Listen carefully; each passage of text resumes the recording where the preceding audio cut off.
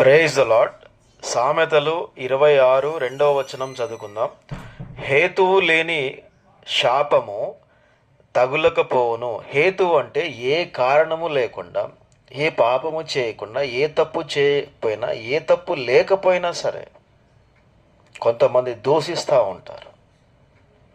Israel ప్రజలను దేవుడు ఐగుప్తు దేశం నుంచి తీసుకొస్తా ఉంటే మోయాబు రాజైన బాలాకు బీలాముతో, నువ్వు ఇజ్రాయేల్ ప్రజలందరినీ శపించు, వారిని భయపెట్టు, వాళ్ళని నాశనం అయిపోవాలని చేయమని చెప్పాడు. కానీ దేవుడు ఏమన్నాడు తెలుసా బీలాంతో? నేను వారిని ఆశీర్వదిస్తున్నాను, ఆశీర్వదించాలని నిర్ణయం తీసుకున్నా అన్నాడు. కాబట్టి ప్రభు అయిన దేవుని నమ్ముకొని, తన వాక్యమును నమ్ముకొని, తన వాక్య ప్రకారం నడుస్తున్న మీరు ప్రభు అయిన దేవుణ్ణి పోలి పరిశుద్ధంగా ఆయన మార్గంలో జీవిస్తున్న మిమ్మల్ని ఎవరైనా కారణం లేకుండా దూషించారనుకోండి, మీరు బాధపడాల్సిన అవసరమే లేదు. దేవుడు మిమ్మల్ని ఖచ్చితంగా ఆశీర్వదిస్తాడు.